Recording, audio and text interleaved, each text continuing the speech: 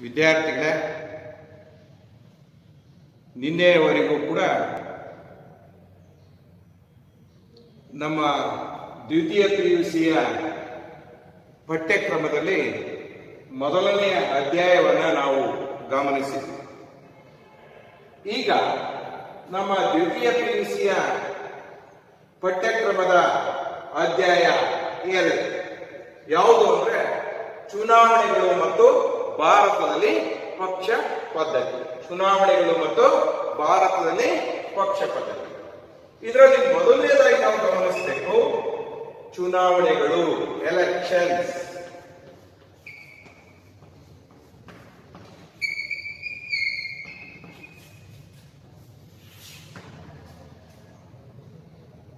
Elections and party system in India ಎನ್ನುವಂತ chapter number 2 ಅಲ್ಲಿ ಮೊದಲನೇದಾಗಿ ಚುನಾವಣೆ, ಎಲೆಕ್ಷನ್ಸ್. ವಿದ್ಯಾರ್ಥಿಗಳ ಆಧುನಿಕ ಪ್ರಜಾಪ್ರಭುತ್ವ ವ್ಯವಸ್ಥೆಯಲ್ಲಿ ಚುನಾವಣೆಗಳು ಅನಿವಾರ್ಯ ಮತ್ತು ಅತ್ಯವಶ್ಯಕ. ಆಧುನಿಕ ಪ್ರಜಾಪ್ರಭುತ್ವ ವ್ಯವಸ್ಥೆಯಲ್ಲಿ ಚುನಾವಣೆಗಳು ಅನಿವಾರ್ಯ ಮತ್ತು ಅತ್ಯವಶ್ಯಕ. ಇಲ್ಲಿ ಪ್ರಜಾಪ್ರಭುತ್ವದಲ್ಲಿ ಪ್ರಜೆಗಳೇ ಅಂತಿಮ. ಪ್ರಜಾಪ್ರಭುತ್ವದಲ್ಲಿ ಪ್ರಜೆಗಳೇ ಅಂತಿಮ. ಈ ಸಂವಿಧಾನದತ್ತವಾದ ಮತದಾನದ ಹಕ್ಕಿನ ಮೂಲಕ ಸಾರ್ವತ್ರಿಕ ಚುನಾವಣೆಗಳಲ್ಲಿ, ಸಂವಿಧಾನ ದತ್ತವಾದ ಮತದಾನದ ಹಕ್ಕಿನ ಮೂಲಕ ಸಾರ್ವತ್ರಿಕ ಚುನಾವಣೆಗಳಲ್ಲಿ ಪ್ರತಿನಿಧಿಗಳನ್ನ ಯಾರು ಆಯ್ಕೆ ಮಾಡ್ತಾರೆ? ಪ್ರಜೆಗಳೇ ಆಯ್ಕೆ ಮಾಡ್ತಾರೆ. ನೋಡಿ, ಪ್ರಜೆಗಳು ಹೊಂದಿರುವ ಈ ಮತದಾನದ ಹಕ್ಕಿನ ಮೂಲಕ ಪ್ರಜೆಗಳು ಭಾರತದಲ್ಲಿ ರಾಜಕೀಯ ಪಕ್ಷಗಳ ಭವಿಷ್ಯವನ್ನ ನಿರ್ಧರಿಸ್ತಾರೆ. ಪ್ರಜೆಗಳು ಭಾರತದಲ್ಲಿ ರಾಜಕೀಯ ಪಕ್ಷಗಳ ಭವಿಷ್ಯವನ್ನ ನಿರ್ಧರಿಸ್ತಾರೆ. ಹೀಗಾಗಿ ಚುನಾವಣೆಗಳ ಮೂಲಕ ಪ್ರಜೆಗಳು ತಮ್ಮ ರಾಜಕೀಯ ಹಕ್ಕನ್ನು ಚಲಾಯಿಸಲು ವೇದಿಕೆಯನ್ನು ಒದಗಿಸುತ್ತೆ. ಚುನಾವಣೆಗಳ ಮೂಲಕ ಪ್ರಜೆಗಳು ತಮ್ಮ ರಾಜಕೀಯ ಹಕ್ಕನ್ನು ಒದಗಿಸಲು ವೇದಿಕೆ ಸೃಷ್ಟಿಯಾಗುತ್ತೆ. ನೋಡಿ, ಮತದಾರ ಅಂತ ಏನಿದ್ದಾನೆ ಚುನಾವಣೆಯಲ್ಲಿ, ಆ ಮತದಾರ ತಮಗೆ ಬೇಕಾದ ಪಕ್ಷವನ್ನ ಅಧಿಕಾರಕ್ಕೆ ತರಲು ರಾಜಕೀಯ ಅವಕಾಶವಾಗಿದೆ. ತಮಗೆ ಬೇಕಾದ ಪಕ್ಷವನ್ನು ಅಧಿಕಾರಕ್ಕೆ ತರುವಂತ ಒಂದು ರಾಜಕೀಯದ ಅವಕಾಶ ಚುನಾವಣೆ. ಇಲ್ಲಿ ಚುನಾವಣೆಗಳಲ್ಲಿ ಮತದಾರ ಮತವನ್ನ ಚಲಾಯಿಸುವುದರ ಮೂಲಕ ತನ್ನ ಹಕ್ಕನ್ನ ಚಲಾಯಿಸ್ತಾನೆ. ಅಂದ್ರೆ ಮತದಾರನ ಮತ ಪ್ರಜಾಪ್ರಭುತ್ವದ ವ್ಯವಸ್ಥೆಯಲ್ಲಿ ಅತ್ಯಂತ ಪ್ರಮುಖವಾದದ್ದಾಗಿದೆ. ಅದಕ್ಕಾಗಿಯೇ ಕೆಲವು ಚಿಂತಕರು ಹೇಳ್ತಾರೆ, ಪ್ರಜಾಪ್ರಭುತ್ವದಲ್ಲಿ ಮತಪತ್ರ ಎನ್ನುವಂಥದ್ದು ಬಂದೂಕಿನ ನಳಿಕೆಗಿಂತ ಶಕ್ತಿಶಾಲಿಯಾದದ್ದು ಎನ್ನುವಂಥದ್ದಲ್ಲ. ಇಲ್ಲಿ ಚುನಾವಣೆಗಳು ಪ್ರಜೆಗಳಿಗೆ ತಮ್ಮ ಆಯ್ಕೆಯ ಸ್ವಾತಂತ್ರ್ಯವನ್ನ ಖಾತ್ರಿಪಡಿಸುತ್ತೆ. ಚುನಾವಣೆಗಳು ಪ್ರಜೆಗಳಿಗೆ ತಮ್ಮ ಆಯ್ಕೆಯ ಸ್ವಾತಂತ್ರ್ಯವನ್ನ ಖಾತ್ರಿಪಡಿಸುತ್ತೆ. ಜೊತೆಗೆ ಅಧಿಕಾರಕ್ಕೆ, ನೋಡಿ, ಮತದಾರ ತನ್ನ ಮತವನ್ನ ಚುನಾವಣೆಗಳ ಮೂಲಕ ಚಲಾಯಿಸುವುದರ ಮೂಲಕ ತಮಗೆ ಬೇಕಾದ ಸರ್ಕಾರವನ್ನ ಅಧಿಕಾರಕ್ಕೆ ತರುವ ಅವಕಾಶ ಸಿಗುತ್ತೆ. ತಮಗೆ ಬೇಕಾದ ಪಕ್ಷವನ್ನ ಅಧಿಕಾರಕ್ಕೆ ತರುವಂತ ಒಂದು ಅವಕಾಶ ಸಿಗುತ್ತೆ. ಅದಕ್ಕಾಗಿಯೇ ಚುನಾವಣೆಗಳನ್ನು ನಾವು ಪ್ರಜಾಪ್ರಭುತ್ವದಲ್ಲಿ ಏನಂತ ಕರಿತೇವೆ ಅಂತಂದ್ರೆ ಆಧಾರ ಸ್ತಂಭಗಳು ಅಂತೇಳಿ ಕರಿತೇವೆ. ಚುನಾವಣೆಗಳನ್ನು ನಾವು ಪ್ರಜಾಪ್ರಭುತ್ವದಲ್ಲಿ ಏನಂತ ಕರಿತೇವೆ? ಆಧಾರ ಸ್ತಂಭ. ನೋಡಿ, ಚುನಾವಣೆಗಳು ನಡೆಯದೇ ಇದ್ರೆ ಏನಾಗುತ್ತೆ? ಚುನಾವಣೆಗಳು ಪ್ರಜಾಪ್ರಭುತ್ವ ವ್ಯವಸ್ಥೆಯಲ್ಲಿ ನಡೆಯದೇ ಇದ್ರೆ ಏನಾಗುತ್ತೆ ಅಂದ್ರೆ ಪ್ರಜಾಪ್ರಭುತ್ವ ತುಕ್ಕು ಹಿಡಿದ ಯಂತ್ರ ಆಗುತ್ತೆ. ಅಂದ್ರೆ ಪ್ರಜಾಪ್ರಭುತ್ವ ಯಶಸ್ಸನ್ನ ಸಾಧಿಸುವುದಿಲ್ಲ. ಇಲ್ಲಿ ಈ ಪರಿವರ್ತನೆಯ ಪ್ರಕ್ರಿಯೆ ಇದೆಯಲ್ಲ, ಪ್ರಜಾಪ್ರಭುತ್ವ ವ್ಯವಸ್ಥೆಯಲ್ಲಿ ಚುನಾವಣೆಗಳು ಅನಿವಾರ್ಯ. ಆ ಚುನಾವಣೆಯಲ್ಲಿ ಮತದಾರ ತನ್ನ ಮತವನ್ನು ಚಲಾಯಿಸುವುದರ ಮೂಲಕ ಒಂದು ಪಕ್ಷವನ್ನು ಅಧಿಕಾರಕ್ಕೆ ತರುವ, ಮತ್ತೊಂದು ಪಕ್ಷವನ್ನು ಅಧಿಕಾರದಿಂದ ಕೆಳಗಿಳಿಸುವ ಸರ್ವ ಸ್ವಾತಂತ್ರ್ಯ ಮತದಾರನಿಗೆ ಸಿಗುತ್ತಲ್ಲ. ಈ ಪರಿವರ್ತನೆಯ ಪ್ರಕ್ರಿಯೆ ನಿರಂತರವಾಗಿ ನಡೀತಾ ಇರುತ್ತೆ. ಪ್ರಜೆಗಳು ತಮ್ಮ ಇಚ್ಛೆಯನ್ನ ಚುನಾವಣೆಗಳ ಮೂಲಕ ವ್ಯಕ್ತಪಡಿಸ್ತಾರೆ. ಜನ ಬೆಂಬಲವನ್ನು ಪಡೆದಂತ ಪಕ್ಷ ಅಧಿಕಾರವನ್ನ ಚಲಾಯಿಸಿದ್ರೆ, ಜನ ಬೆಂಬಲವನ್ನ ಪಡೆದೇ ಇರುವ ಪಕ್ಷಗಳು ವಿರೋಧ ಪಕ್ಷಗಳಾಗಿ ಕಾರ್ಯನಿರ್ವಹಿಸುತ್ತೆ. ಇಲ್ಲಿ ಈ ಚುನಾವಣೆಯಲ್ಲಿ ನಾವಿಲ್ಲಿ ಗಮನಿಸ್ತೇವೆ, ಚುನಾವಣೆಯಲ್ಲಿ ಯಾವ್ಯಾವ ವಿಧಗಳಿದ್ದಾವೆ, ಎಷ್ಟು ಪ್ರಕಾರಗಳಿದ್ದಾವೆ ಎನ್ನುವಂಥದ್ದನ್ನು ನಾವಿಲ್ಲಿ ಗಮನಿಸಬೇಕಾಗ್ತದೆ. ಚುನಾವಣೆಯಲ್ಲಿ ಬಹಳ ಪ್ರಮುಖ ಪಾತ್ರವನ್ನು ನಿರ್ವಹಿಸುವಂತವ್ರು ಯಾರು ಅಂತಂದ್ರೆ ಮತದಾರ ವರ್ಗ. ಚುನಾವಣೆಯಲ್ಲಿ ಪ್ರಮುಖ ಪಾತ್ರವನ್ನು ನಿರ್ವಹಿಸುವವರು ಯಾರು? ಮತದಾರ ವರ್ಗ. ನೋಡಿ, ಇಲ್ಲಿ ಮತದಾರ ವರ್ಗ ಅಂದ್ರೆ ಏನು? ಮತ ನೀಡುವ ಹಕ್ಕನ್ನು ಹೊಂದಿರುವ ವ್ಯಕ್ತಿಗಳ ಸಮೂಹವನ್ನು, ಮತ ನೀಡುವ ಹಕ್ಕನ್ನು ಹೊಂದಿರುವ ವ್ಯಕ್ತಿಗಳ ಸಮೂಹವನ್ನು ನಾವೇನುತ್ತೇವೆ? ಮತದಾರ ವರ್ಗ. ಈ ಚುನಾವಣೆಯಲ್ಲಿ ಅರ್ಥವನ್ನು ನಾವು ಗಮನಿಸಬೇಕು. ಚುನಾವಣೆ ಅಂದ್ರೆ ಏನು? ಚುನಾವಣೆಯ ಅರ್ಥ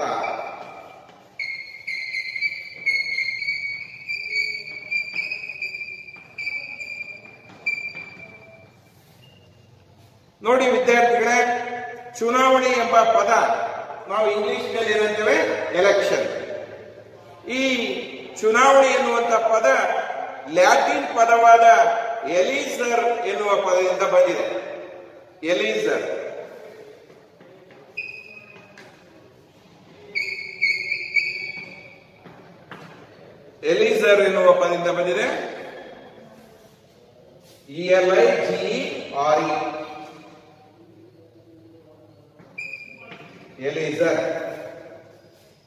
ಚುನಾವಣೆ ಎನ್ನುವಂತ ಪದವನ್ನು ನಾವೇನಂತೇವೆ? ಇಂಗ್ಲಿಷ್ ನಲ್ಲಿ ಎಲೆಕ್ಷನ್ ಅಂತೇವೆ. ಈ ಎಲೆಕ್ಷನ್ ಎನ್ನುವಂತ ಪದ ಲ್ಯಾಟಿನ್ ಭಾಷೆಯ ಎಲಿಸರ್ ಎನ್ನುವಂತ ಪದದಿಂದ ಬಂದಿದೆ. ಎಲಿಸರ್ ಅಂದ್ರೆ ಆಯ್ಕೆ ಮಾಡು, ಆರಿಸು ಎಂದರ್ಥ. ಎಲಿಸರ್ ಅಂದ್ರೆ ಏನು? ಆಯ್ಕೆ ಮಾಡು, ಆರಿಸು ಎಂದರ್ಥ. ಆಯ್ಕೆ ಮಾಡು ಅಥವಾ ಆರಿಸು ಎಂದರ್ಥ. ಅಂದಾಗ ಚುನಾವಣೆ ಅಂದ್ರೆ ಏನು? ಚುನಾವಣೆ ಅಂದ್ರೆ ದೇಶದಲ್ಲಿನ ಎಲ್ಲಾ ಮತದಾರರು ತಮ್ಮ ನಾಳುವ ಪ್ರತಿನಿಧಿಗಳನ್ನ, ದೇಶದಲ್ಲಿರುವ ಎಲ್ಲಾ ಮತದಾರರು ತಮ್ಮ ನಾಳುವ ಪ್ರತಿನಿಧಿಗಳನ್ನ ತಾವೇ ಆಯ್ಕೆ ಮಾಡುವ ವಿಧಾನವನ್ನು ನಾವು ಚುನಾವಣೆ ಅಂತೇವೆ. ದೇಶದಲ್ಲಿರುವ ಎಲ್ಲ ಮತದಾರರು ತಮ್ಮ ನಾಳುವ ಪ್ರತಿನಿಧಿಗಳನ್ನ ತಾವೇ ಆಯ್ಕೆ ಮಾಡುವ ವಿಧಾನವನ್ನು ನಾವೇನಂತೇವೆ? ಚುನಾವಣೆ. ಮತ್ತೊಂದು ರೀತಿಯಲ್ಲಿ ಹೇಳ್ತೇವೆ, ಚುನಾವಣೆ ಅಂದ್ರೆ ಪ್ರಜೆಗಳು ತಮ್ಮ ಪ್ರತಿನಿಧಿಗಳನ್ನ ಮತದಾನದ ಮೂಲಕ ಆಯ್ಕೆ ಮಾಡುವ ವಿಧಾನ ಅಂತ. ಪ್ರಜೆಗಳು ತಮ್ಮ ಪ್ರತಿನಿಧಿಗಳನ್ನು ಮತದಾನದ ಮೂಲಕ ಆಯ್ಕೆ ಮಾಡುವ ವಿಧಾನವನ್ನು ನಾವೇನಂತೇವೆ? ಚುನಾವಣೆ. ನೋಡಿ, ಈ ಚುನಾವಣೆಯಲ್ಲಿ ಹಲವಾರು ಪ್ರಕಾರಗಳನ್ನು ನಾವಿಲ್ಲಿ ಗಮನಿಸ್ತೇವೆ. ಚುನಾವಣೆಯಲ್ಲಿ ಹಲವಾರು ಪ್ರಕಾರಗಳನ್ನು ಗಮನಿಸ್ತೇವೆ. ಮೊದಲನೇದಾಗಿ ಸಾರ್ವತ್ರಿಕ ಚುನಾವಣೆ.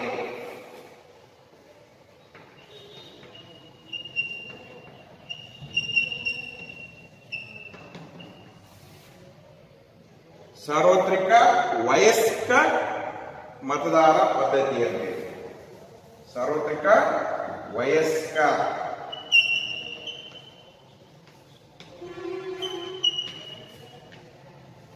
ಮತದಾರ ಪದ್ಧತಿ. ವಿದ್ಯಾರ್ಥಿಗಳಿಗೆ ನಿಮಗೆ ಗೊತ್ತಾಗಿದೆ, ಚುನಾವಣೆ ಪ್ರಜಾಪ್ರಭುತ್ವದ ಆಧಾರ ಸ್ತಂಭ, ಚುನಾವಣೆ ಪ್ರಜಾಪ್ರಭುತ್ವದ ಅನಿವಾರ್ಯಗಳು, ಚುನಾವಣೆ ಪ್ರಜಾಪ್ರಭುತ್ವದಲ್ಲಿ ಅತ್ಯವಶ್ಯಕವಾದವುಗಳು, ಚುನಾವಣೆಯಲ್ಲಿ ಯಾರು ಮತ ಚಲಾಯಿಸ್ತಾರೆ? ಮತದಾರ ಮತ ಚಲಾಯಿಸ್ತಾನೆ. ಮತದಾರ ಅಂದ್ರೇನು? ಮತ ನೀಡುವ ಹಕ್ಕನ್ನ ಹೊಂದಿರುವ ಒಂದು ವರ್ಗವನ್ನು ನಾವು ಮತದಾರ ವರ್ಗ ಅಂತೇವೆ. ಈ ಚುನಾವಣೆ ಮೂಲಕ ಪ್ರಜೆಗಳು ತಮ್ಮ ಸ್ವಾತಂತ್ರ್ಯವನ್ನ, ಹಕ್ಕನ್ನ ಅಥವಾ ರಾಜಕೀಯ ಸ್ಥಾನವನ್ನ ಅಥವಾ ರಾಜಕೀಯ ಅವಕಾಶಗಳನ್ನ ಖಾತ್ರಿಪಡಿಸಿಕೊಳ್ತಾರೆ. ಅಂದಾಗ ಆ ಚುನಾವಣೆ ಎನ್ನುವಂಥದ್ದನ್ನ ನಾವಿಲ್ಲಿ ಗಮನಿಸಿದಾಗ, ಚುನಾವಣೆಯನ್ನ ನಾವು ಏನಂತ ಕರಿತೇವೆ ಲ್ಯಾಟಿನ್ ಪದದಲ್ಲಿ, ಅಥವಾ ಚುನಾವಣೆಯ ಮೂಲ ಪದ ಯಾವುದು ಅಂತಂದ್ರೆ, ಚುನಾವಣೆಯನ್ನು ನಾವು ಇಂಗ್ಲಿಷ್ನಲ್ಲಿ ಎಲೆಕ್ಷನ್ಸ್ ಅಂತೇವೆ. ಈ ಚುನಾವಣೆ, ಎಲೆಕ್ಷನ್ ಎನ್ನುವಂತಹ ಪದ ಲ್ಯಾಟಿನ್ ಪದದ ಎಲೆಕ್ಷನ್ ಎನ್ನುವಂತಹ ಪದದಿಂದ ಬಂದಿದೆ. ಅಂದ್ರೆ ಆಲಿಸು, ಆಯ್ಕೆ ಮಾಡು ಎಂದರ್ಥ. ಅಂದಾಗ ಮತದಾರ, ದೇಶದಲ್ಲಿನ ಎಲ್ಲಾ ಮತದಾರರು ತಮ್ಮ ನಾಳುವ ಪ್ರತಿನಿಧಿಗಳನ್ನ ಆಯ್ಕೆ ಮಾಡುವ ವಿಧಾನ ಚುನಾವಣೆ ಅಂತ. ಹಾಗೇನೆ ಇನ್ನೊಂದು ರೀತಿಯಲ್ಲಿ ಪ್ರಜೆಗಳು ತಮ್ಮ ಪ್ರತಿನಿಧಿಗಳನ್ನು ಮತದಾರರ ಮೂಲಕ, ಪ್ರಜೆಗಳು ತಮ್ಮ ಪ್ರತಿನಿಧಿಗಳನ್ನು ಮತದಾರರ ಮೂಲಕ ಆಯ್ಕೆ ಮಾಡುವ ವಿಧಾನವನ್ನು ನಾವು ಚುನಾವಣೆ ಅಂತೇವೆ. ಈಗ ಚುನಾವಣೆಯ ಹಲವು ಪ್ರಕಾರಗಳಿದ್ದಾವೆ. ಅಂದ್ರೆ ಚುನಾವಣೆಯನ್ನ ಯಾವ ಆಧಾರದ ಮೇಲೆ ನಿರ್ವಹಿಸಲಾಗುತ್ತೆ, ಚುನಾವಣೆಯಲ್ಲಿ ಯಾವ್ಯಾವ ಪ್ರಕಾರಗಳಿದ್ದಾವೆ ಅಂತಂದ್ರೆ, ಮೊದಲನೇದಾಗಿ ನಾವು ಇಲ್ಲಿ ಗಮನಿಸಬೇಕು ಸಾರ್ವತ್ರಿಕ ವಯಸ್ಕ ಮತದಾನ ಪದ್ಧತಿ. ಅಂದ್ರೆ ಯೂನಿವರ್ಸಲ್ ಅಡಾಲ್ಟ್ ಫ್ರಾಂಚೈಸ್.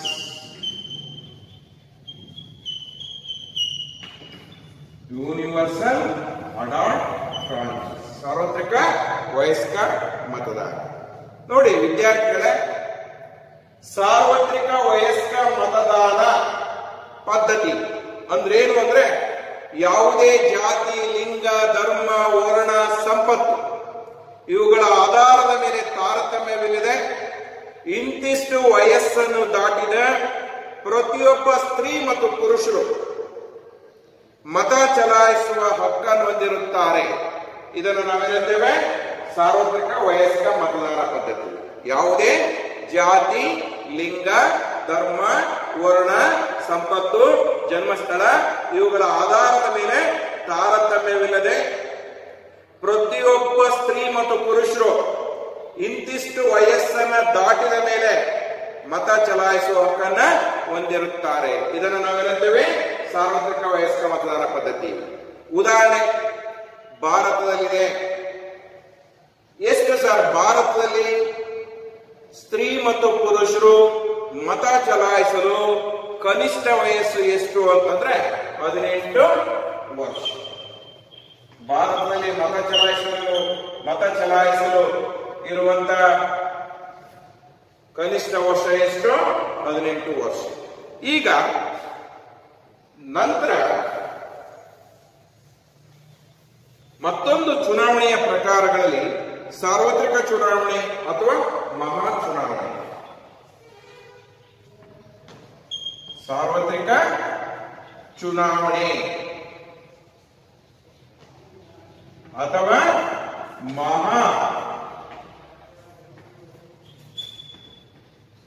ಚುನಾವಣೆ. ಇಲ್ಲಿ ಸಾರ್ವತ್ರಿಕ ಚುನಾವಣೆ ಅಥವಾ ಮಹಾ ಚುನಾವಣೆ ಅಂದ್ರೆ ಏನು ಅಂದ್ರೆ, ಶಾಸನ ಸಭೆಗಳಿಗೆ ಜನಪ್ರತಿನಿಧಿಗಳನ್ನು ಆರಿಸಲು ದೇಶದ ಎಲ್ಲ ಮತದಾರರು ಚುನಾವಣೆಗಳಲ್ಲಿ ಮತ ಚಲಾಯಿಸುವ ಹಕ್ಕನ್ನು ಹೊಂದಿದ್ರೆ ಅದನ್ನು ನಾವೇನಿದ್ದೇವೆ ಸಾರ್ವತ್ರಿಕ ಚುನಾವಣೆ ಅಥವಾ ಮಹಾ ಚುನಾವಣೆ ಅಂತ. ಅಂದ್ರೆ ಶಾಸನ ಸಭೆಗಳಿಗೆ ಜನಪ್ರತಿನಿಧಿಗಳನ್ನು ಆರಿಸಲು ದೇಶದ ಎಲ್ಲ ಮತದಾರರು ಚುನಾವಣೆಗಳಲ್ಲಿ ಭಾಗವಹಿಸಲು ಅಥವಾ ಮತ ಚಲಾಯಿಸಲು ಅವಕಾಶ ಇದ್ರೆ ನಾವೇನಿರ್ತೇವೆ ಮಹಾ ಚುನಾವಣೆ ಅಥವಾ ಸಾರ್ವತ್ರಿಕ ಚುನಾವಣೆ. ಶಾಸನ ಸಭೆಗಳಿಗೆ ಜನಪ್ರತಿನಿಧಿಗಳನ್ನು ಆರಿಸಲು ದೇಶದ ಎಲ್ಲ ಮತದಾರರು ಚುನಾವಣೆಗಳಲ್ಲಿ ಮತ ಹಾಕುವ ಪದ್ಧತಿ ಇದ್ರೆ ಅದನ್ನ ನಾವೇನಂತೇವೆ ಸಾರ್ವತ್ರಿಕ ಚುನಾವಣೆ ಅಥವಾ ಮಹಾ ಚುನಾವಣೆ ಅಂತೇವೆ. ಇನ್ನೊಂದು ಪ್ರಕಾರ ಇದೆ ಚುನಾವಣೆಯಲ್ಲಿ, ಯಾವುದು ಅಂದ್ರೆ ಮರು ಚುನಾವಣೆ.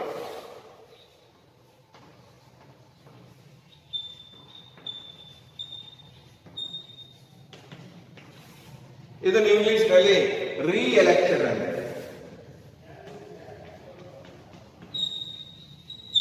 ರೀ ಎಲೆಕ್ಷನ್ ನೋಡಿ, ಸಾರ್ವತ್ರಿಕ ಚುನಾವಣೆಗಳು ನಡೆಯುವ ಸಂದರ್ಭದಲ್ಲಿ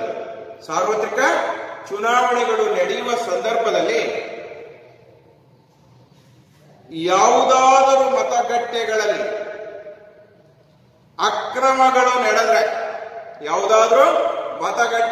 ಅಕ್ರಮಗಳು ನಡೆದ್ರೆ ಮತ್ತು ಮತಪೆಟ್ಟಿಗೆಗಳನ್ನ ನಾಶಪಡಿಸಿದ್ರೆ ಅಥವಾ ಮತಪತ್ರಗಳನ್ನ ಕಸಿದುಕೊಂಡ್ರೆ ಅಥವಾ ಚುನಾವಣೆಯ ಸಿಬ್ಬಂದಿಗೆ ತಮ್ಮ ಕರ್ತವ್ಯವನ್ನು ನಿರ್ವಹಿಸುವಲ್ಲಿ ಅಡಚಣೆಯನ್ನು ಉಂಟು ಮಾಡಿದರೆ ಅಥವಾ ಯಾವುದೇ ರೀತಿಯ ಅವ್ಯವಹಾರಗಳು ನಡೆದರೆ ಆ ಮತಗಟ್ಟೆಯಲ್ಲಿನ ಚುನಾವಣೆಯನ್ನು ರದ್ದುಗೊಳಿಸಿ ಪುನಃ ಚುನಾವಣೆ ನಡೆಸುವುದಕ್ಕೆ ಮರು ಚುನಾವಣೆ ಅಂತೇವೆ. ಅರ್ಥ ಆಗ್ತದೆ?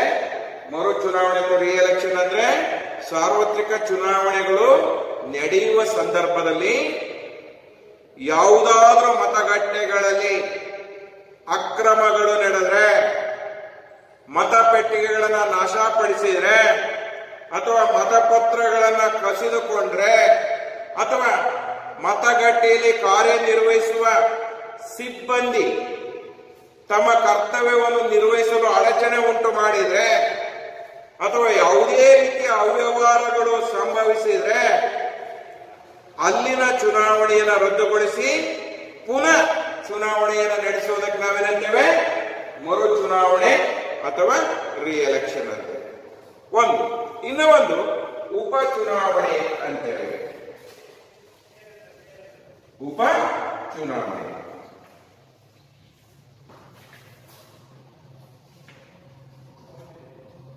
ಉಪ ಚುನಾವಣೆಯನ್ನು ಇಂಗ್ಲಿಷ್ ನಲ್ಲಿ ಬೈ ಎಲೆಕ್ಷನ್ ಅಂತ. ಇಂಗ್ಲಿಷ್ ನಲ್ಲಿ ಉಪ ಚುನಾವಣೆ ಏನಂತೇವೆ ಬೈ ಎಲೆಕ್ಷನ್. ನೋಡಿ, ಒಂದು ನಿರ್ದಿಷ್ಟ ಕ್ಷೇತ್ರದಲ್ಲಿ ಪ್ರಜೆಗಳಿಂದ ಚುನಾವಣೆಯ ಮೂಲಕ ಆಯ್ಕೆಯಾದ ಪ್ರತಿನಿಧಿ, ಒಂದು ನಿರ್ದಿಷ್ಟ ಕ್ಷೇತ್ರದಲ್ಲಿ ಪ್ರಜೆಗಳಿಂದ ಚುನಾವಣೆಯ ಮೂಲಕ ಆಯ್ಕೆಯಾದ ಪ್ರತಿನಿಧಿ ತನ್ನ ಅವಧಿ ಮುಗಿಯುವುದಕ್ಕಿಂತ ಮುಂಚೆ ರಾಜೀನಾಮೆ ನೀಡಿದ್ರೆ ಅಥವಾ ಮರಣ ಹೊಂದಿದ್ರೆ ಅಥವಾ ತನ್ನ ಸದಸ್ಯತ್ವವನ್ನು ಕಳೆದುಕೊಂಡಿದ್ರೆ ಆ ಸ್ಥಾನಕ್ಕೆ 6 ತಿಂಗಳ ಒಳಗಾಗಿ ನಡೆಯುವ ಚುನಾವಣೆಯೇ ಉಪ ಚುನಾವಣೆ ಬೈ ಎಲೆಕ್ಷನ್. ಅರ್ಥ ಆಗ್ತಿದೆ? ಒಂದು ನಿರ್ದಿಷ್ಟ ಕ್ಷೇತ್ರದಲ್ಲಿ ಪ್ರಜೆಗಳಿಂದ ಚುನಾವಣೆಯ ಮೂಲಕ ಆಯ್ಕೆಯಾದ ಪ್ರತಿನಿಧಿ ತನ್ನ ಅವಧಿ ಮುಗಿಯುವ ಮುನ್ನ ರಾಜೀನಾಮೆ ನೀಡಿದರೆ ಅಥವಾ ಮರಣ ಹೊಂದಿದರೆ ಅಥವಾ ತನ್ನ ಸದಸ್ಯತ್ವವನ್ನು ಕಳೆದುಕೊಂಡರೆ ಆ ಸ್ಥಾನಕ್ಕೆ, ಆ ಖಾಲಿಯಾದ ಸ್ಥಾನಕ್ಕೆ 6 ತಿಂಗಳ ಒಳಗಾಗಿ ನಡೆಯುವ ಚುನಾವಣೆಯನ್ನು ನಾವೇನಂತೇವೆ ಉಪ ಚುನಾವಣೆ ಅಂತೇವೆ. ಈಗ ಮತ್ತೊಂದು ಚುನಾವಣೆಯ ಪ್ರಕಾರ ಇದೆ ಮಧ್ಯಂತರ ಚುನಾವಣೆ.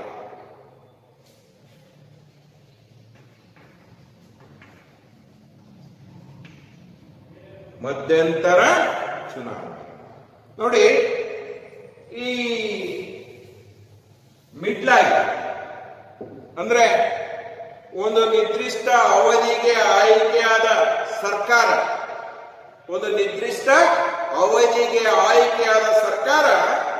ತನ್ನ ಪೂರ್ತಿ ಅಧಿಕಾರಾವಧಿಯನ್ನ ಮುಗಿಯುವ ಮುನ್ನವೇ ನಾನಾ ಕಾರಣಗಳಿಂದ ಅಧಿಕಾರವನ್ನ ಕಳೆದುಕೊಂಡಾಗ ಅಥವಾ ಅಧಿಕಾರದಿಂದ ಕೆಳಗಿಳಿದಾಗ ಅಥವಾ ಶಾಸನ ಸಭೆಯ ಕೆಳ ಸದನವನ್ನ ವಿಸರ್ಜಿಸಲ್ಪಟ್ಟಾಗ ನಡೆಯುವ ಚುನಾವಣೆ ಮಧ್ಯಂತರ ಚುನಾವಣೆ. ಅರ್ಥ ಆಗಿದೆ? ಒಂದು ನಿರ್ದಿಷ್ಟ ಅವಧಿಗೆ ಆಯ್ಕೆಯಾದ ಸರ್ಕಾರ, ಒಂದು ನಿರ್ದಿಷ್ಟ ಅವಧಿಗೆ ಆಯ್ಕೆಯಾದ ಸರ್ಕಾರ ತನ್ನ ಪೂರ್ತಿ ಅಧಿಕಾರಾವಧಿ ಮುಗಿಯುವ ಮುನ್ನ ನಾನಾ ಕಾರಣಗಳಿಂದಾಗಿ ಅಧಿಕಾರದಿಂದ ಕೆಳಗಿಳಿದಾಗ ಅಥವಾ ಶಾಸನ ಸಭೆಯ ಕೆಳ ಸದನವನ್ನ ವಿಸರ್ಜಿಸಲ್ಪಟ್ಟಾಗ ನಡೆಯುವಂತಹ ಚುನಾವಣೆಯನ್ನು ನಾವು ಮಧ್ಯಂತರ ಚುನಾವಣೆ ಅಂತೇವೆ. ಓಕೆ, ಇದು ಭಾರತದಲ್ಲಿ ಚುನಾವಣೆ ಅಂದ್ರೇನು, ಚುನಾವಣೆಯ ಮೂಲಪದ, ಚುನಾವಣೆಯಲ್ಲಿ ಯಾರು ಪ್ರಮುಖ ಪಾತ್ರ ವಹಿಸ್ತಾರೆ ಅಂದ್ರೆ ಮತದಾರ ವರ್ಗ. ಹಾಗೇನೆ ಈ ಚುನಾವಣೆಯ ಅನೇಕ ಪ್ರಕಾರಗಳಲ್ಲಿ ಸಾರ್ವತ್ರಿಕ ವಯಸ್ಕ ಮತದಾನ ಪದ್ಧತಿ ಒಂದು, ಆಮೇಲೆ ಸಾರ್ವತ್ರಿಕ ಚುನಾವಣೆ ಅಂದ್ರೆ ಮಹಾ ಚುನಾವಣೆ, ಹಾಗೇನೆ ಮರು ಚುನಾವಣೆ, ಉಪಚುನಾವಣೆ, ಹಾಗೇನೆ ಮಧ್ಯಂತರ ಚುನಾವಣೆ ಎನ್ನುವಂಥದ್ದು ನಾವು ಇಲ್ಲಿ ಗಮನಿಸ್ತೇವೆ. ಈಗ ಚುನಾವಣೆಯ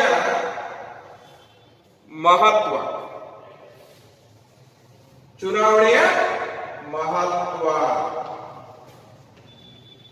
ಅಥವಾ ಪ್ರಾಮುಖ್ಯತೆ.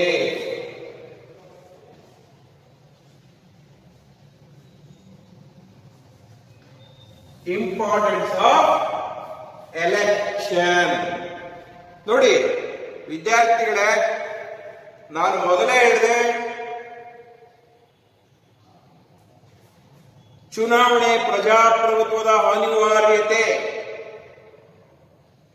ಪ್ರಜಾಪ್ರಭುತ್ವದ ಚುನಾವಣೆಗಳು ಅತ್ಯವಶ್ಯಕ. ಪ್ರಜಾಪ್ರಭುತ್ವ ಚುನಾವಣೆಗಳೇ ಆಧಾರ. ಚುನಾವಣೆಯ ಮೂಲಕ ಆಯ್ಕೆಯಾದಂತಹ ಸರ್ಕಾರ ಅಧಿಕಾರವನ್ನು ಚಲಾಯಿಸುತ್ತೆ. ಚುನಾವಣೆಯಲ್ಲಿ ಬಹುಮತವನ್ನು ಪಡೆಯದೇ ಇರುವಂತಹ ಪಕ್ಷಗಳು, ವಿರೋಧ ಪಕ್ಷಗಳ ಕಾರ್ಯನಿರ್ವಹಿಸುತ್ತೆ. ಅಂದ್ರೆ ಚುನಾವಣೆ ರಹಿತವಾದ ಪ್ರಜಾಪ್ರಭುತ್ವ ವ್ಯವಸ್ಥೆಯನ್ನ ಊಹಿಸಿಕೊಳ್ಳಲು ಕೂಡ ಸಾಧ್ಯವಿಲ್ಲ. ನಾನು ಅದೊಂದು ಪಾಯಿಂಟ್ ಹೇಳಿದೆ, ತುಕ್ಕು ಹಿಡಿದಂತಾಗುತ್ತೆ. ಪ್ರಜಾಪ್ರಭುತ್ವ ಏನಾಗುತ್ತೆ? ತುಕ್ಕು ಹಿಡಿದಂತಾಗುತ್ತೆ. ಹಾಗಾಗಿ ನಾವು ಈ ಪ್ರಜಾಪ್ರಭುತ್ವದ ವ್ಯವಸ್ಥೆಯಲ್ಲಿ ಚುನಾವಣೆಯ ಮಹತ್ವ ಅಥವಾ ಪ್ರಾಮುಖ್ಯತೆ ಏನು ಅಂದ್ರೆ, ಮೊದಲನೇದಾಗಿ ಪ್ರಜಾಸತ್ತಾತ್ಮಕ ಆಡಳಿತ ವ್ಯವಸ್ಥೆಯ ತಳಹದಿಯಾಗಿದೆ.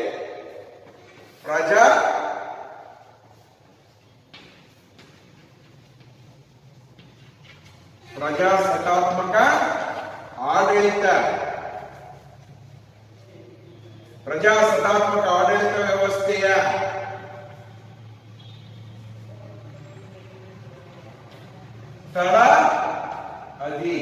ತಳಹದಿಯಾಗಿದೆ. ಪ್ರಜಾಸತ್ತಾತ್ಮಕ ವ್ಯವಸ್ಥೆಯ ತಳಹದಿಯಾಗಿದೆ. ಒಂದು ಅಂದ್ರೆ ಇಡೀ ಪ್ರಜಾಸತ್ತಾತ್ಮಕ ವ್ಯವಸ್ಥೆ, ಆಡಳಿತ ವ್ಯವಸ್ಥೆಯ ಭದ್ರ ಬುನಾದಿ ಅಥವಾ ಅನಿವಾರ್ಯ ಅವಶ್ಯಕವಾದದ್ದು ಯಾವುದು ಅಂದ್ರೆ ಚುನಾವಣೆ. ಅಂದ್ರೆ ಚುನಾವಣೆ ರಹಿತವಾದ ಪ್ರಜಾಪ್ರಭುತ್ವವನ್ನು ನಾವು ಊಹಿಸಿಕೊಳ್ಳಲು ಕೂಡ ಸಾಧ್ಯವಿಲ್ಲ. ಅಂದಾಗ ಪ್ರಜಾಪ್ರಭುತ್ವದ ಆಡಳಿತ ವ್ಯವಸ್ಥೆಯ ಭದ್ರ ಬುನಾದಿ ಅಥವಾ ತಳಹದಿ ಯಾವುದು ಇವತ್ತು ಅಂತಂದ್ರೆ ಚುನಾವಣೆಯಾಗಿದೆ. ಎರಡನೇದು ಮಹತ್ವ ಅಥವಾ ಪ್ರಾಮುಖ್ಯತೆ ಏನು ಅಂತಂದ್ರೆ, ಪ್ರಜೆಗಳು ಪರೋಕ್ಷವಾಗಿ ರಾಜ್ಯ ಆಡಳಿತದಲ್ಲಿ ಭಾಗವಹಿಸುವ ಅವಕಾಶ. ಪ್ರಜೆಗಳು ಪರೋಕ್ಷವಾಗಿ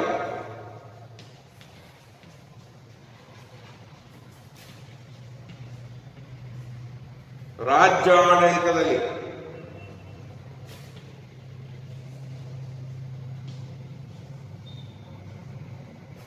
ಭಾಗವಹಿಸಲು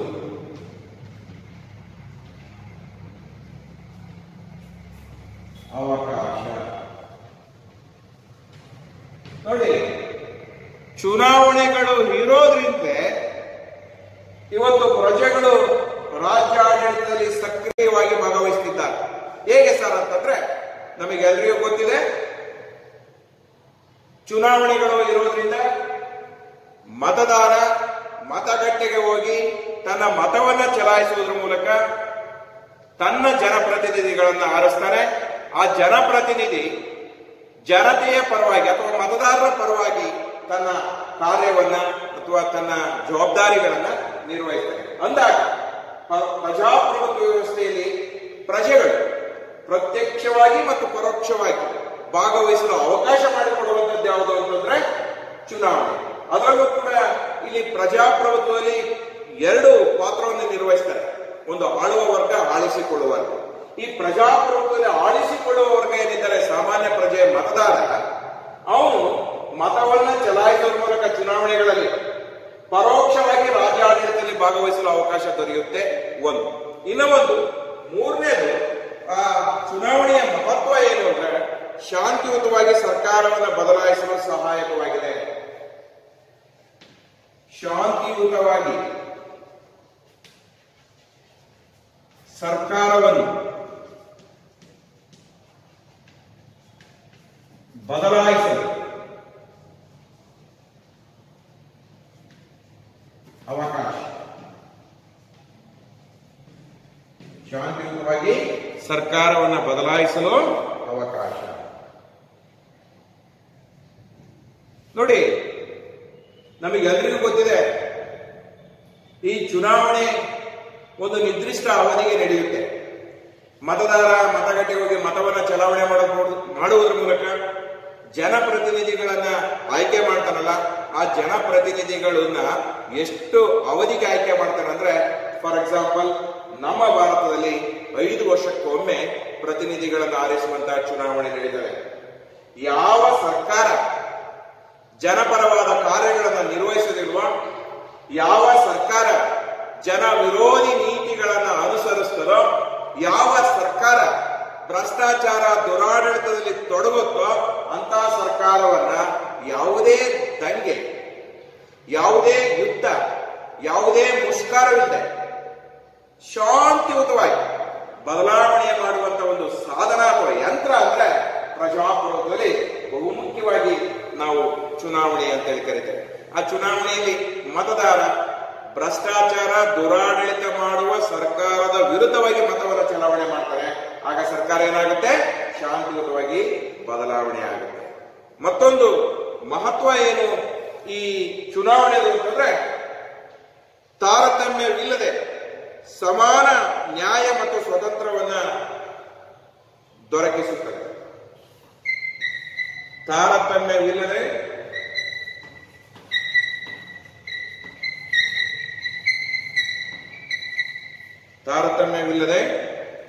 ಸಮಾನ ನ್ಯಾಯ ಮತ್ತು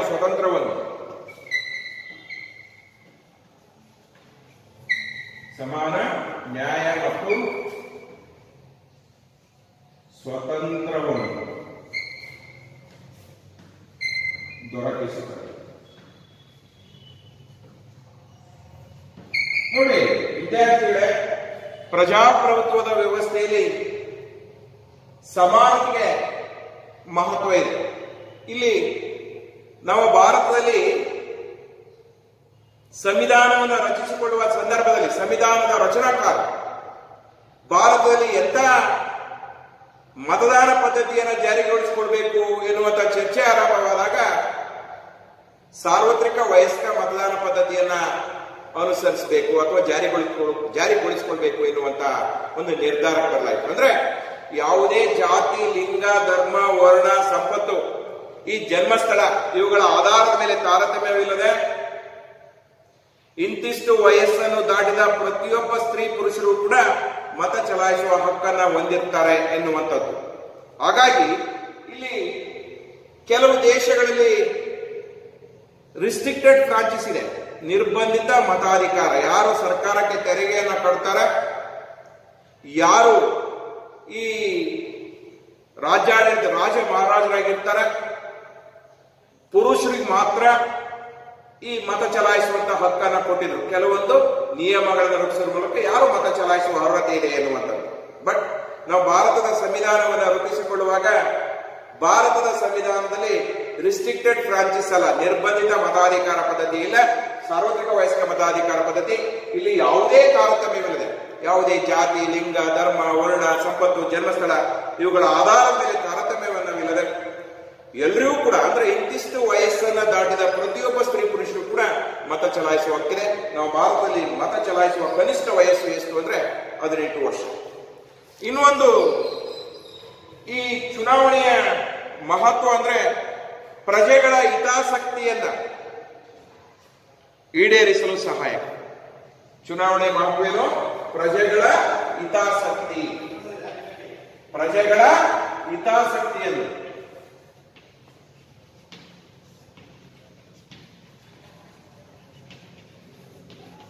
ಈಡೇರಿಸಲು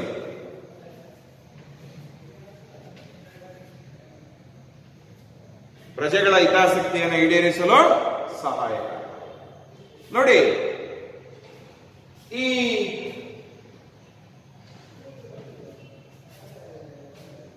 ಪ್ರಜಾಪ್ರಭುತ್ವ ಅಂದಾಗ ನಮಗೆ ಗೊತ್ತಿದೆ, ಪ್ರಜೆಗಳಿಂದ ಪ್ರಜೆಗಳಿಗಾಗಿ ಪ್ರಜೆಗಳಿಗೋಸ್ಕರ ನಡೆಯುವಂತಹ ಸರ್ಕಾರ ಪದ್ಧತಿ, ಪ್ರಜೆಗಳಿಂದಲೇ ನಿರ್ಮಿತವಾದಂಥದ್ದು, ಪ್ರಜೆಗಳಿಂದಲೇ ಆ ಸರ್ಕಾರವನ್ನ ಅಧಿಕಾರದಿಂದ ಬುಡಮೇಲು ಮಾಡುವಂತಹ ಕಾರ್ಯವೂ ಕೂಡ ನಡೆಯುತ್ತೆ. ಇಲ್ಲಿ ಪ್ರಜಾಪ್ರಭುತ್ವದಲ್ಲಿ ಯಾರ ಹಿತಾಸಕ್ತಿ ಪ್ರಾಮುಖ್ಯತೆ ಇದೆ ಅಂದ್ರೆ ಪ್ರಜೆಗಳ ಇಚ್ಛೆಗೆ, ಪ್ರಜೆಗಳ ಹಿತಾಸಕ್ತಿ. ನಮಗೆ ಗೊತ್ತಿದೆ, ಪ್ರಜಾಪ್ರಭುತ್ವ ವ್ಯವಸ್ಥೆಯಲ್ಲಿ ಜನತೆಯಿಂದ ಆಯ್ಕೆಯಾದ ಜನಪ್ರತಿನಿಧಿಗಳು ಯಾವ ಆಧಾರದ ಮೇಲೆ ಶಾಸನಗಳನ್ನು ರೂಪಿಸ್ತಾರೆ ಅಂದ್ರೆ ಪ್ರಜೆಗಳ ಇಚ್ಛೆಗೆ ಅನುಗುಣವಾಗಿ, ಸಮಾಜದ ಬದಲಾಗುವ ಪರಿಸ್ಥಿತಿಗಳಿಗೆ ಅನುಗುಣವಾಗಿ, ಪ್ರಜೆಗಳು ಇಚ್ಛೆಗೆ ಅನುಗುಣವಾಗಿ, ಸಮಾಜದ ಬದಲಾಗುವ ಪರಿಸ್ಥಿತಿಗಳಿಗೆ ಅನುಗುಣವಾಗಿ ಆ ಜನಪ್ರತಿನಿಧಿಗಳು ಶಾಸನ ಸಭೆಗಳಲ್ಲಿ ತನ್ನ ಶಾಸನಗಳನ್ನ ಅಥವಾ ಮಸೂದೆಗಳನ್ನು ರೂಪಿಸ್ತಾರೆ. ಹಾಗಾಗಿ ಈ ಚುನಾವಣೆ ಎನ್ನುವಂಥದ್ದು ಪ್ರಜೆಗಳ ಹಿತಾಸಕ್ತಿಯನ್ನು ಈಡೇರಿಸಲು ಸಹಾಯಕವಾಗಿದೆ. ಸಹಾಯಕ. ಓಕೆ, ಇದು ಒಂದು. ಮತ್ತೆ 6ನೇ ಚುನಾವಣೆಯ ಮಹತ್ವ ಏನು ಅಂದ್ರೆ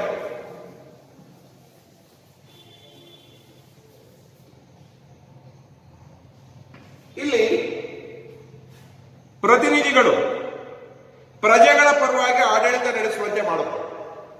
ಪ್ರತಿನಿಧಿಗಳು ಪ್ರಜೆಗಳ ಪರವಾಗಿ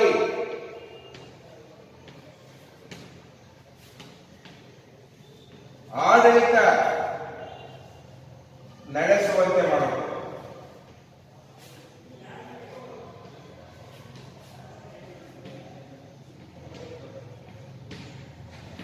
ಪ್ರತಿನಿಧಿಗಳು ಪ್ರಜೆಗಳ ಪರವಾಗಿ ಆಡಳಿತ ನಡೆಸುವಂತೆ ಮಾಡುತ್ತೆ. ಯಾಕೆ ಅಂತಂದ್ರೆ ಚುನಾವಣೆಯ ಮೂಲಕ, ಪ್ರಜೆಗಳ ಮತದಾನದ ಮೂಲಕ, ಮತದಾರರ ಮತಪತ್ರದ ಮೂಲಕ ಆಯ್ಕೆಯಾದಂತಹ ಜನಪ್ರತಿನಿಧಿಗಳು ಜನಪರವಾದ ಕಾಳಜಿಯನ್ನು ವಹಿಸಿದ್ರೆ ಮಾತ್ರ ಮುಂದಿನ ಚುನಾವಣೆಯಲ್ಲಿ ನಾನು ಮತ್ತೆ ಪ್ರಜೆಗಳ ಒಂದು ವಿಶ್ವಾಸವನ್ನ ಪಡಿತೇನೆ, ಮುಂದಿನ ಚುನಾವಣೆಯಲ್ಲಿ ನಾನು ಗೆಲುವನ್ನ ಸಾಧಿಸ್ತೇನೆ, ಮತ್ತೊಮ್ಮೆ ಜನಪ್ರತಿನಿಧಿಯಾಗಿ ಆಯ್ಕೆ ಆಗ್ತೇನೆ ಎನ್ನುವಂತ ವಿಶ್ವಾಸ ಇಟ್ಟಿರ್ತಾರೆ. ಒಂದ್ ವೇಳೆ ಜನತೆಯಿಂದ ಆಯ್ಕೆಯಾದ ಜನಪ್ರತಿನಿಧಿ ಪ್ರಜೆಗಳ ಇಚ್ಛೆಗೆ ಪರವಾಗಿ ಆಡಳಿತ ನಡೆಸದೇ ಹೋದ್ರೆ ಮುಂದಿನ ಚುನಾವಣೆಯಲ್ಲಿ ನನ್ನನ್ನ ಸೋಲಿಸ್ತಾರೆ, ನನ್ನ ವಿರುದ್ಧವಾಗಿ ಮತವನ್ನ ಚಲಾಯಿಸ್ತಾರೆ ಎನ್ನುವ ಕಾರಣಕ್ಕಾಗಿ ಜನಪ್ರತಿನಿಧಿಗಳು ಏನ್ ಮಾಡ್ತಾರೆ, ಶಾಸನ ಸಭೆಗಳಲ್ಲಿ ಯಾರ ಪರವಾಗಿ ಆಡಳಿತ ನಡೆಸ್ತಾರೆ ಅಂದ್ರೆ ಪ್ರಜೆಗಳ ಪರವಾಗಿ ಆಡಳಿತವನ್ನ ನಡೆಸ್ತಾರೆ. ಇನ್ನೊಂದು ಮಹತ್ವ ಚುನಾವಣೆದು ಅಂತಂದ್ರೆ ಇಲ್ಲಿ ಸಾರ್ವಜನಿಕ ಅಭಿಪ್ರಾಯ ರೂಪಿಸಲು ಸಹಾಯ. ಸಾರ್ವಜನಿಕ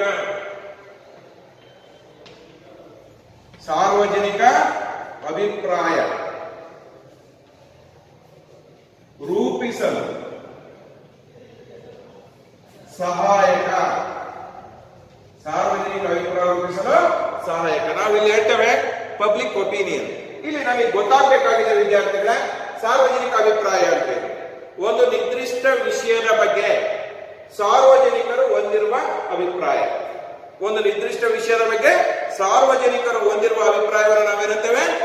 ಸಾರ್ವಜನಿಕ ಅಭಿಪ್ರಾಯ ಇರ್ತೇವೆ. ಅಂದ್ರೆ ಮುಂದೆ ಸರ್ಕಾರವನ್ನ ಯಾವ ಪಕ್ಷ ನಡೆಸಬೇಕು ಎನ್ನುವಂತ ಅಭಿಪ್ರಾಯ ಸಂಗ್ರಹಿಸಲು ಚುನಾವಣೆ ಅನಿವಾರ್ಯವಾಗಿದೆ ಅಥವಾ ಮಹತ್ವವನ್ನು ಪಡೆದಿದೆ. ಸಾರ್ವಜನಿಕರು ಅಂದ್ರೆ ಈ ರಾಜ್ಯದ ಚುಕ್ಕಾಣಿಯನ್ನ ಯಾವ ಪಕ್ಷ ಅಥವಾ ಯಾವ ವ್ಯಕ್ತಿ ಹಿಡಿಬೇಕು ಎನ್ನುವಂತ ಸಾರ್ವಜನಿಕ ಅಭಿಪ್ರಾಯ ರೂಪುಗೊಳ್ಳಲು ಚುನಾವಣೆ ಎನ್ನುವಂಥದ್ದು ತನ್ನದೇ ಆದಂತಹ ಮಹತ್ತರವಾದ ಪಾತ್ರ ನಿರ್ವಹಿಸುತ್ತೆ. ಹಾಗಾಗಿ ಸಾರ್ವಜನಿಕ ಅಭಿಪ್ರಾಯ ರೂಪಿಸಲು ಚುನಾವಣೆಗಳು ಸಹಾಯಕ. ಮತ್ತೊಂದು, ಈ ಚುನಾವಣೆಯ ಮಹತ್ವ ಯಾವುದು ಅಂದ್ರೆ ಜನರಿಗೆ ರಾಜಕೀಯ ಶಿಕ್ಷಣವನ್ನು ನೀಡುತ್ತೆ. ಜನರಿಗೆ ರಾಜಕೀಯ ಶಿಕ್ಷಣ, ಜನರಿಗೆ ರಾಜಕೀಯ ಶಿಕ್ಷಣವನ್ನು ನೀಡುತ್ತದೆ. ಜನರಿಗೆ ರಾಜಕೀಯ ಶಿಕ್ಷಣವನ್ನು ನೀಡುತ್ತೆ. ನಮಗೆ ಗೊತ್ತಿದೆ, ಪ್ರಜಾಪ್ರಭುತ್ವ ವ್ಯವಸ್ಥೆ ಸರಿದಾರಿಯಲ್ಲಿ ನಡೀಬೇಕು ಅಂತಂದ್ರೆ ಪ್ರಜಾಪ್ರಭುತ್ವದ ವ್ಯವಸ್ಥೆಯ ಅನಿವಾರ್ಯವಾದಂತಹ ಚುನಾವಣೆಯಲ್ಲಿ ಪ್ರಜೆಗಳು ತಮ್ಮ ಮತವನ್ನ ಯಾವುದೇ ಆಮಿಷಗಳಿಗೆ ಒಳಗಾಗದೆ ನಿಷ್ಪಕ್ಷಪಾತವಾಗಿ ಪ್ರಾಮಾಣಿಕವಾಗಿ ತನ್ನ ಮತವನ್ನು ಚಲಾಯಿಸಬೇಕಾಗ್ತದೆ. ಕಾರಣ, ಪ್ರಜಾಪ್ರಭುತ್ವ ವ್ಯವಸ್ಥೆಯಲ್ಲಿ ಪ್ರಜೆಗಳ ಪ್ರಭುಗಳಾಗಿದ್ದಾರೆ. ಪ್ರಜೆಗಳು ನೀಡುವ ಮತದಾನದ ಮೂಲಕ ನಮ್ಮ ನಾಳುವಂತ ಜನಪ್ರತಿನಿಧಿಗಳು ಆಯ್ಕೆ ಆಗ್ತಾರೆ. ಅಂತ ಜನಪ್ರತಿನಿಧಿಗಳು ಜನತೆಯ ಇಚ್ಛೆಗೆ ಅನುಗುಣವಾಗಿ ಆಡಳಿತವನ್ನು ಮಾಡಬೇಕಾಗ್ತದೆ.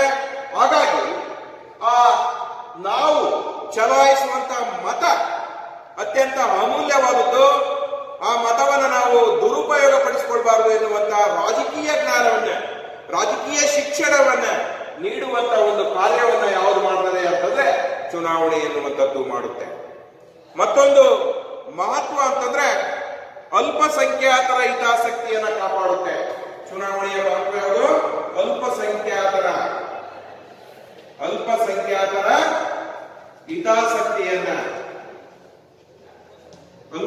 ಹಿತಾಸಕ್ತಿಯನ್ನು ಕಾಪಾಡುತ್ತದೆ. ಅಲ್ಪಸಂಖ್ಯಾತರ ಹಿತಾಸಕ್ತಿಯನ್ನು ಕಾಡುತ್ತೆ. ನಮಗೆ ಗೊತ್ತಿದೆ, ಭಾರತದಲ್ಲಿ ಹಲವಾರು ರೀತಿಯ ಜಾತಿಯ ಜನರಿದ್ದಾರೆ, ಹಲವಾರು ರೀತಿಯ ಧರ್ಮೀಯ ಜನರಿದ್ದಾರೆ, ಭಾರತದಲ್ಲಿ ಹಲವಾರು ರೀತಿಯ ಸಂಸ್ಕೃತಿಗಳನ್ನು ಹೊಂದಿದಂತಹ ಜನರಿದ್ದಾರೆ. ಇಂಥ ವೈವಿಧ್ಯಮಯವಾದ ನಾಡಲ್ಲಿ ಎಲ್ಲಾ ಜಾತಿ, ಎಲ್ಲಾ ಧರ್ಮ, ಎಲ್ಲಾ ಸಂಸ್ಕೃತಿ, ಎಲ್ಲ ಭಾಷೆಯ ಜನಾಂಗದವರ ಹಿತಾಸಕ್ತಿಯನ್ನು ಕಾಪಾಡಲು ಅತ್ಯಂತ ಮಹತ್ತರವಾದ ಪಾತ್ರವನ್ನು ನಿರ್ವಹಿಸುವಂತದ್ದು ಯಾವುದು ಅಂದ್ರೆ ಚುನಾವಣೆಗಳು. ಹಾಗಾಗಿ ಚುನಾವಣೆಗಳು ಅಲ್ಪಸಂಖ್ಯಾತರ ಹಿತಾಸಕ್ತಿಯನ್ನು ಕಾಪಾಡಲು ಸಹಾಯಕವಾಗಿದೆ. ಇನ್ನ ಮತ್ತೊಂದು ಮಹತ್ವ ಯಾವುದಂದ್ರೆ ರಾಜಕೀಯ ನಾಯಕರುಗಳಿಗೆ ಅಂದ್ರೆ ಜನಪ್ರತಿನಿಧಿಗಳಿಗೆ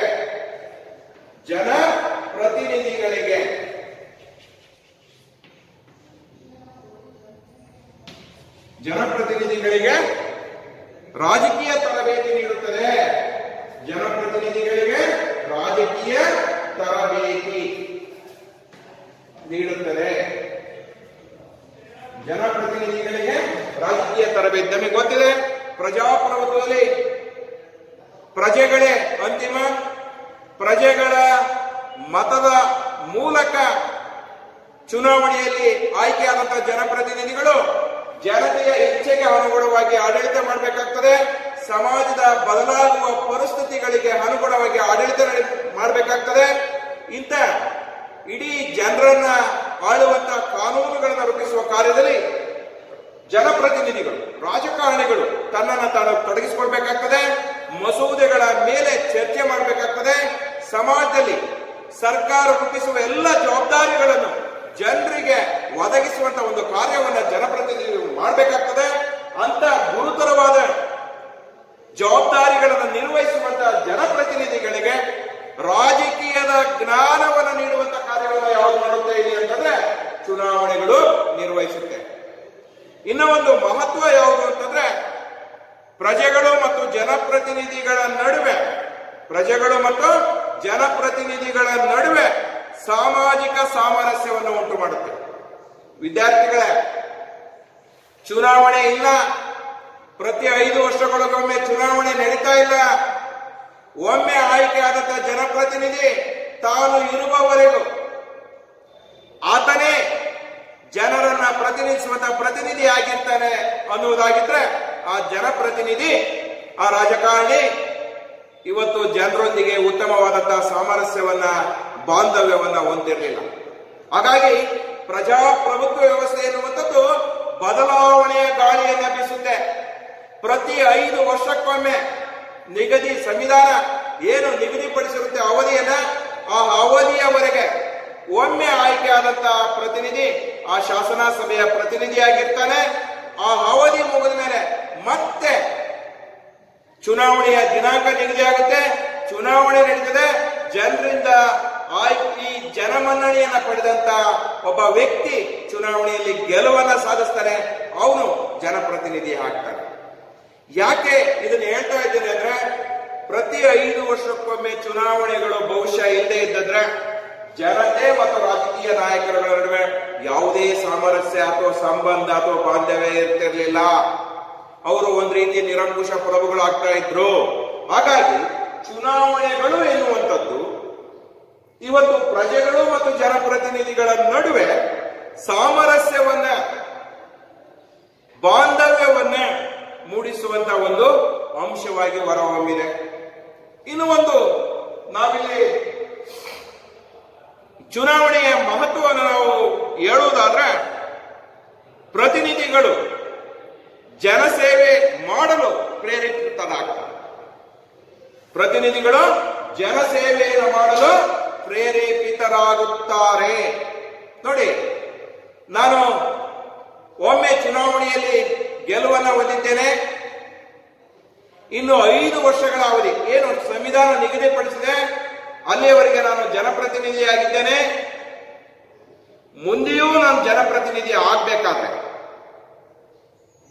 ಅವನು ಚುನಾವಣೆಯಲ್ಲಿ ಮತ್ತೊಮ್ಮೆ ಗೆಲುವನ್ನು ಸಾಧಿಸಬೇಕಾದ್ರೆ ಜನಸೇವೆಯನ್ನು ಮಾಡಬೇಕು, ಜನರಿಗೆ ಉಪಕಾರ ಕಾರ್ಯಗಳನ್ನು ಮಾಡಬೇಕು. ಸರ್ಕಾರ ರೂಪಿಸುವ ಎಲ್ಲ ಜವಾಬ್ದಾರಿಗಳನ್ನ, ಎಲ್ಲ ಕಾರ್ಯಕ್ರಮಗಳನ್ನ, ಎಲ್ಲ ಜನ ಕಲ್ಯಾಣದ ಗುರಿಗಳನ್ನ ಜನರಿಗೆ ತಲುಪಿಸುವಂತ ಒಂದು ಕಾರ್ಯವನ್ನು ಮಾಡಬೇಕಾಗ್ತದೆ. ಏನು ಈ ಚುನಾವಣೆ ಇರೋದ್ರಿಂದ ಜನಪ್ರತಿನಿಧಿಗಳು ಇವತ್ತು ಜನಸೇವೆಯನ್ನ ಮಾಡಲು ಪ್ರೇರೇಪಿತರಾಗಿ ಮುಂದೆ ಬರ್ತಾ ಇದ್ದಾರೆ. ಚುನಾವಣೆ ಇಲ್ಲ ಅಂದಿದ್ರೆ ಆ ಜನಪ್ರತಿನಿಧಿಗಳು ಜನಸೇವೆಯನ್ನ ಮಾಡಲು ಮುಂದೆ ಬರ್ತಾ ಇರಲಿಲ್ಲ. ಅವರು ಭ್ರಷ್ಟ ರಾಜಕಾರಣಿಗಳು ಅಥವಾ ಅಧಿಕಾರವನ್ನು ದುರುಪಯೋಗಪಡಿಸುವಂತ ಒಂದು ಕಾರ್ಯವನ್ನ ನಿರ್ವಹಿಸ್ತಾರೆ. ವಿದ್ಯಾರ್ಥಿಗಳೇ, ಮತ್ತೊಂದು ಮಹತ್ವ ಯಾವುದು ಅಂತಂದ್ರೆ ಚುನಾವಣೆಯದು, ಚುನಾವಣೆಯಿಂದ ವ್ಯಕ್ತಿಯ ಪ್ರತಿಷ್ಠೆ ಮತ್ತು ಮೌಲ್ಯ ಹೆಚ್ಚಾಗುತ್ತೆ. ಚುನಾವಣೆಯಿಂದ ಏನಾಗುತ್ತೆ? ವ್ಯಕ್ತಿಯ ಪ್ರತಿಷ್ಠೆ ಮತ್ತು ಮೌಲ್ಯ. ಗೊತ್ತಿದೆ ನಮಗೆ, ಪ್ರಜಾಪ್ರಭುತ್ವದಲ್ಲಿ ಪ್ರಭುಗಳು ಯಾರು ಅಂದ್ರೆ ಪ್ರಜೆಗಳು. ಯಾಕೆಂದ್ರೆ ಈ ಪ್ರಜಾಪ್ರಭುತ್ವ ವ್ಯವಸ್ಥೆ ನಿಂತಿರದೆ ಪ್ರಜೆಗಳಿಂದ, ಪ್ರಜೆಗಳು ಚಲಾಯಿಸುವ ಮತದಾನದ ಮೂಲಕ. ಇಲ್ಲಿ ಈ ಪ್ರಜಾಪ್ರಭುತ್ವ ವ್ಯವಸ್ಥೆಯಲ್ಲಿ ಚುನಾವಣೆಗಳು ಅನಿವಾರ್ಯ. ನಿಯತಕಾಲಿಕವಾಗಿ ಆಗಾಗ್ಗೆ ಸಂವಿಧಾನ ನಿಗದಿಪಡಿಸುವ ದಿನಾಂಕದೊಳಗೆ ಚುನಾವಣೆಗಳು ನಡೆಯುತ್ತೆ. ಆ ಚುನಾವಣೆಯಲ್ಲಿ ಮತವನ್ನು ಚಲಾಯಿಸುವಂತಹ ಮತದಾರನ ಬಳಿ ಜನಪ್ರತಿನಿಧಿಗಳು ಅಥವಾ ಚುನಾವಣೆಯಲ್ಲಿ ಸ್ಪರ್ಧಿಸುವಂತಹ ಅಭ್ಯರ್ಥಿಗಳು ಬರ್ತಾರೆ. ಜನಾರ್ದನನ ಸೇವೆಗಾಗಿ ನಾನಿದ್ದೇನೆ, ದಯಮಾಡಿ ನನಗೆ ನಿಮ್ಮ ಅಮೂಲ್ಯವಾದಂತಹ ಮತಗಳನ್ನು ಚಲಾಯಿಸಿ, ಆನಂತರ ನಾನು ನಿಮ್ಮ ಸೇವೆಯನ್ನು ನಿರಂತರವಾಗಿ ನಿರ್ವಹಿಸ್ತೇನೆ. ನಾನು ನಿಮಗೆ ಯಾವಾಗಲೂ ಕೂಡ ಚಿರಋಣಿಯಾಗಿರ್ತೇನೆ. ನನ್ನನ್ನು ಒಮ್ಮೆ ಆಯ್ಕೆ ಮಾಡಿ ಜನಸೇವೆಗೆ ಅವಕಾಶ ಮಾಡಿಕೊಡಿ ಅಂತೇಳಿ ಜನಾರ್ದನನ ಹತ್ರ ಅಂದ್ರೆ ಮತದಾರರ ಬಳಿ ಬರ್ತಾರೆ. ಆಗ ಎಂಥದ್ದೇ ಪ್ರತಿಷ್ಠವಾದ ವ್ಯಕ್ತಿ ಜನರ ಬಳಿ ಬಂದಾಗ, ಮತದಾರನ ಬಳಿ ಬಂದಾಗ ಮತದಾರನ ಪ್ರತಿಷ್ಠೆ ಮತ್ತು ಮೌಲ್ಯ ಹೆಚ್ಚಾಗುತ್ತೆ. ಚುನಾವಣೆ ಇಲ್ಲ ಅಂದಿದ್ರೆ ವಿದ್ಯಾರ್ಥಿಗಳೇ, ಮತದಾರನ ಪ್ರತಿಷ್ಠೆ, ಮತದಾರನ ಮೌಲ್ಯ ಇರಲಿಲ್ಲ. ಮತದಾರನಿಗೆ ಎಳ್ಳಷ್ಟು ಬೆಲೆ ಸಿಗ್ತಿರ್ಲಿಲ್ಲ. ಸರ್ಕಾರಗಳು ದುರಾಡಳಿತವನ್ನು ನಡೆಸ್ತಾ ಇದ್ವು. ಭ್ರಷ್ಟಾಚಾರದಲ್ಲಿ ತೊಡಗಬೇಕಾಗ್ತಿತ್ತು. ಅಧಪತನವಾದಂತ ಒಂದು ರೀತಿಯ ನಿರಂಕುಶ ಪ್ರಭುತ್ವ ಎನ್ನುವಂಥದ್ದು ನಿರ್ಮಾಣ ಆಗ್ತಾ ಇತ್ತು. ಯಾವಾಗ ಮತದಾರನ ಪ್ರತಿಷ್ಠೆಯ ಮೌಲ್ಯ ಹೆಚ್ಚಾಯಿತು ಅಂತಂದ್ರೆ ಇವತ್ತು ಚುನಾವಣೆ ಇರೋದ್ರಿಂದ. ನೋಡಿ ವಿದ್ಯಾರ್ಥಿಗಳೇ, ಇನ್ನೂ ಒಂದು ನಮ್ಮ ಚುನಾವಣೆಯ ಮಹತ್ವ ಅನ್ನೋದಾದ್ರೆ ಚುನಾವಣೆಗಳು ಸದೃಢ ಪ್ರಜಾಪ್ರಭುತ್ವಕ್ಕೆ ಸಹಾಯಕವಾದದ್ದು. ಚುನಾವಣೆಗಳು ಸದೃಢ ಪ್ರಜಾಪ್ರಭುತ್ವಕ್ಕೆ ಸಹಾಯಕವಾದದ್ದು. ಇವತ್ತು ನಮಗೆ ಗೊತ್ತಿದೆ, ಪ್ರಜಾಪ್ರಭುತ್ವ ವ್ಯವಸ್ಥೆ ನಿರ್ಮಾಣ ಆಗಬೇಕಾಗಿದೆ, ಪ್ರಜಾಪ್ರಭುತ್ವ ವ್ಯವಸ್ಥೆ ಯಶಸ್ವಿ ಆಗಬೇಕಾಗಿದೆ, ಸದೃಢವಾದ ಪ್ರಜಾಪ್ರಭುತ್ವವನ್ನು ನಾವು ಸ್ಥಾಪಿಸಬೇಕಾಗಿದೆ ಅಂದ್ರೆ ಅಲ್ಲಿ ಚುನಾವಣೆಗಳು ಅನಿವಾರ್ಯ. ಆ ಚುನಾವಣೆಯಲ್ಲಿ ಮತದಾರ ವರ್ಗ ಚಲಾಯಿಸಬೇಕಾಗ್ತದೆ. ಆ ಮತದಾರ ವರ್ಗ ಮತದಾನವನ್ನ ಚಲಾಯಿಸುವುದರ ಮೂಲಕ ಅತ್ಯುತ್ತಮವಾದಂತಹ ಜನಪ್ರತಿನಿಧಿಗಳನ್ನ ಆಯ್ಕೆ ಮಾಡಿ ಅತ್ಯುತ್ತಮವಾದಂತಹ ಸರ್ಕಾರವನ್ನ ರಚನೆ ಮಾಡಿಕೊಳ್ತಾನೆ.